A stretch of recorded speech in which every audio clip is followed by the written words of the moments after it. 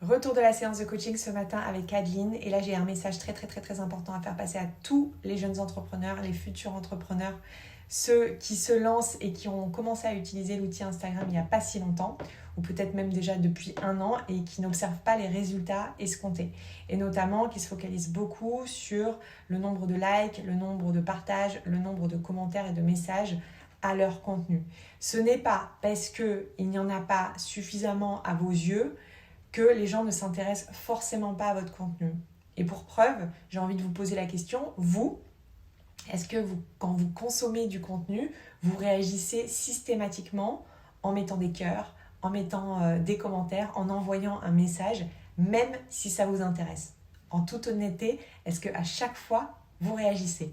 Ne mentez pas, je sais que la réponse est non. Et même moi, ça m'arrive, même quand je suis très intéressée par un sujet, d'être tellement prise dans le sujet que je ne pense pas spécifiquement à mettre un commentaire pour encourager la personne.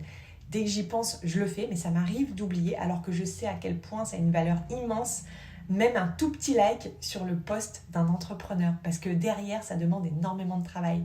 Mais il y a plein d'autres raisons possibles qui peuvent expliquer que les gens ne réagissent pas à notre contenu. Déjà, on est soumis à l'algorithme et si c'est pas notre métier, malheureusement, des fois on est vu, puis des fois on n'est pas vu. C'est comme ça, c'est le jeu cruel de l'algorithme des réseaux sociaux. Il y a aussi le fait qu'il faille du temps pour tisser un lien avec sa communauté et qu'il y ait une confiance qui s'installe et que les gens osent réagir. Et puis, il y a aussi le temps que ça prend de mettre un commentaire. Aujourd'hui, on consomme. Et moi-même, je me fais prendre à ce jeu-là.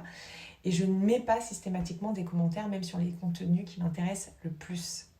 Par contre, nous, on a la main sur la qualité de notre contenu. Et on peut progresser, on peut s'améliorer, même si ce n'est pas notre métier. On peut se former grâce à des bouquins, des e-books, des podcasts. On peut aussi s'inspirer de ce que font les autres, des contenus qui marchent chez les autres, et puis jusqu'à devenir un peu meilleur chaque jour. Donc on lâche pas, on persévère les gars.